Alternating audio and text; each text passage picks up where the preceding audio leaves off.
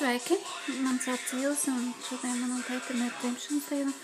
Viņam paliek 72 gadus, viņa tiešām apsveic, lai viņam veicās, lai daudz laimes un viss labās vēlēšanās piepildies. Tā. Man šādi patīk šai dziesmu, ko izpild labvēlīgais tips. Un Fredis tiešām ļoti līgs man jaut un tieši kā domāt dzimšanas dienai. Vēl viņam labu veselību, ilgu mūžu un daudz labu draugu apkārt, paticību un beidzot mums satikties. Es jau 7 gadus, kā neesam tikušies, ļoti žēl, ka man tik racamāk aizbraukt mājām. Vienmēr ir izdodas satikt savus tuvākos cilvēkus un vecākus. Un tiešām viņam daudz laimes un visu to labāko.